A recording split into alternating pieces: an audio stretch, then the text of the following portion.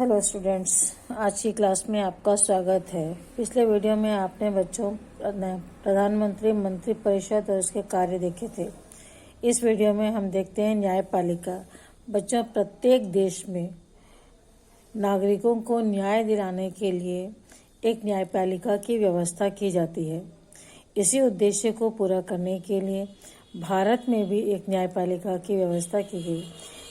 भारतीय न्यायपालिका का प्रमुख कार्य है नागरिकों के अधिकारों की रक्षा करना और यह देखना कि विधायिका द्वारा कोई ऐसा कार्य या कानून न बन जाए जो कि संविधान के विरुद्ध हो, और कार्यपालिका द्वारा किए जाने वाले कार्य जो है कानूनी रूप से वैध हैं या नहीं, उचित है या नहीं, इसकी जांच करना। हमारे संविधान में एक विस्तृत और स्तरीकृत न्याय व्यवस्था का प्रावधान है। जिले स्तर से लेकर पूरे देश के स्तर तक न्यायपालिका की व्यवस्था की गई है। बच्चों, ये व्यवस्था जो है जिले से लेकर के पूरे देश तक की व्यवस्था है। इसके पश्चात भारत में एक ग्रामीण स्तर पर ग्राम पंचायत की भी व्यवस्था की गई है, जो कि संविधान के द्वारा बाद में संविधान संशोधन के द्वारा बाद में इसे जोड़ा गया था। स्तरीकृत न्याय व्यवस्था अर्थात प्रत्येक स्तर पर है यहाँ पे न्याय व्यवस्था, जो कि देश में केंद्रीय न्याय व्यवस्था जिसे हम उच्चतम न्यायालय कहते हैं।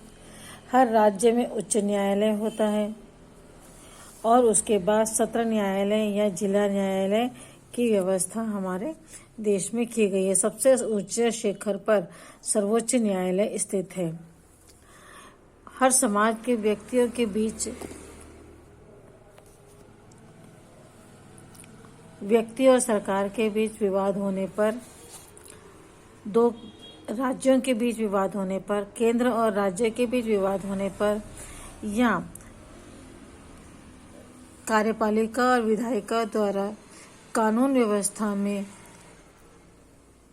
किसी प्रकार की त्रुटि होने पर हम इस न्याय व्यवस्था को, इसका पालन जो है केंद्र सरकार या उच्चतम न्यायालय द्वारा किया जाता है।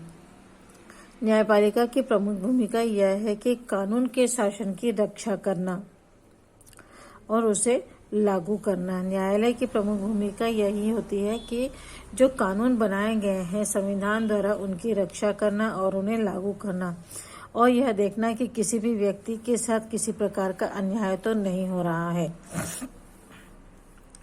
न्यायाधीशों की नियुक्ति जो है सर्वोच्च न्यायालय के मुख्य न्यायाधीश की सलाह पर राष्ट्रपति मंत्री परिषद की सलाह के अनुसार उच्चतम न्यायालय के न्यायाधीशों और उच्च न्यायालय के न्यायाधीशों की नियुक्ति करता है। पिछले कई दशकों से यही परंपरा चली आ रही है कि सर्वोच्च न्यायालय के मुख्य न्यायाधीश की सलाह पर ही राष्ट्रपति उच्चतम न्यायालय व उच्च न्यायालय के न्यायाधीशों की नियुक्ति करता है।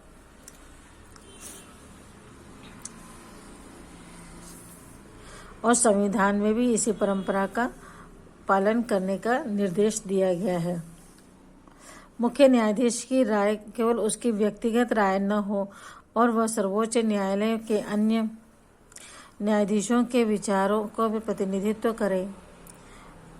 इसके लिए कोलेजियम की व्यवस्था भी की गई है। इसके अनुसार सर्वोच्च न्यायालय का मुख्य न्यायाधीश अन्य 4 वरिष्ठतम न्यायाधीशों की सलाह से कुछ नाम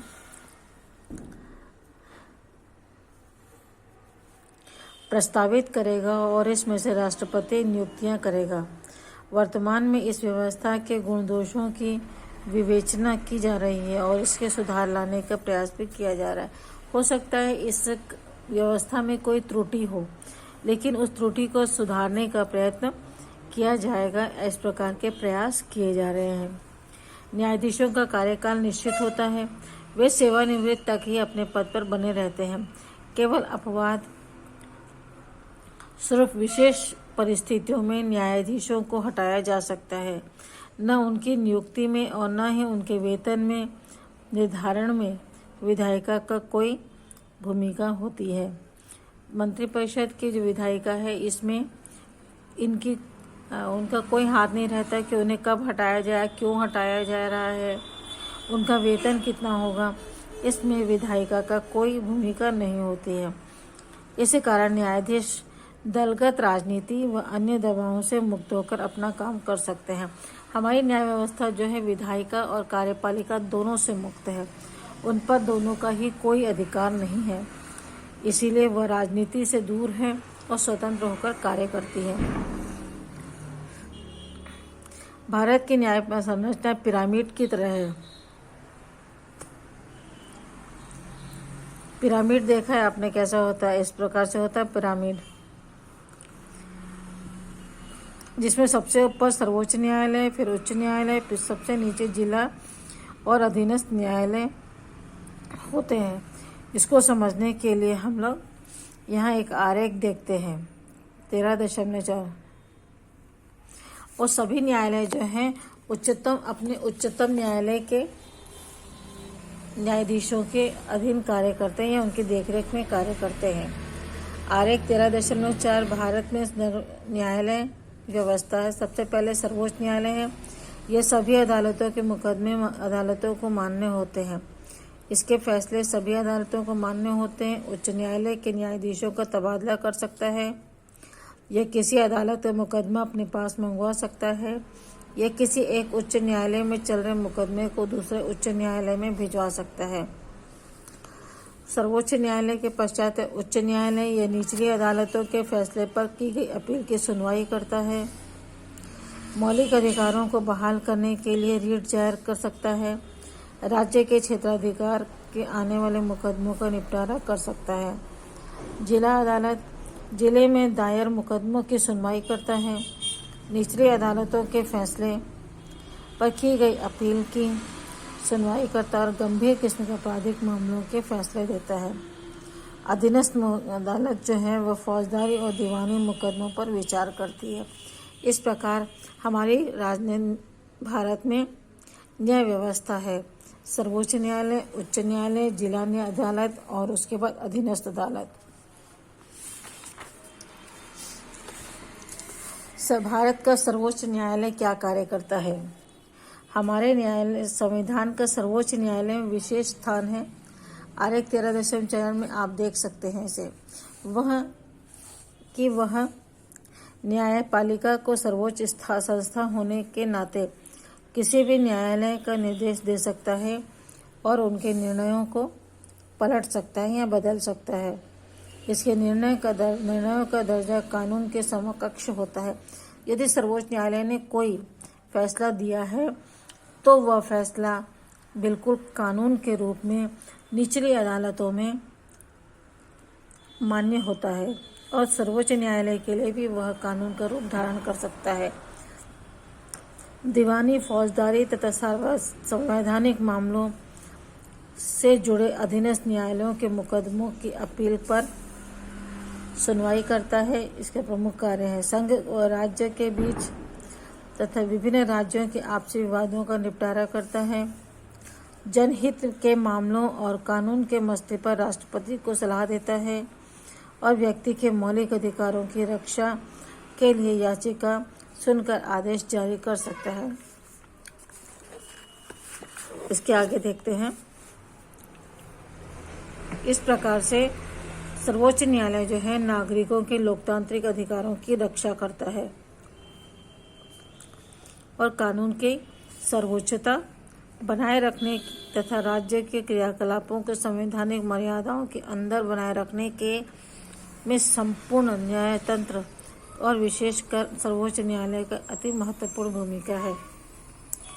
सर्वोच्च न्यायालय जो है दीवानी और फौजदारी दोनों ही दीवानी और फौजदारी और संवैधानिक मामलों की जांच करता है। दीवानी और फौजदारी अर्थात आर्थिक संबंध से, अर्थ से जुड़े हुए, धन से संबंधित जुड़े हुए और आपराधिक मामले और संविधान की जो त्रुटियां होती हैं या कोई कानून इस प्रकार का बनता है या हमें कभी किसी संविधान के किसी पक्ष किसी बात को समझना हो या उसमें कोई विरोधाभास हो, दो राय बन रही हो, ऐसी स्थिति में सर्वोच्च न्यायालय जो उस कानून की या उस संबंधित स्थान पर जो कानून बना हुआ है उसको सुन सकता है और अपना फैसला दे सकता है। संघ अर्थात केंद्र और राज्य के बीच झगड़ा हो, दो राज्यों के बीच झगड़ा हो या मौलिक अधिकारों से लेकर के कोई समस्या हो, तो इन सब पर सर्वोच्च न्यायालय जो है अपील सुन सकता है और अपनी राय दे सकता है। यह भी हो सकता है कि सर्वोच्च न्यायालय जो है अपने उच्च न्यायालय या अन्य न्यायालय से प्राप्त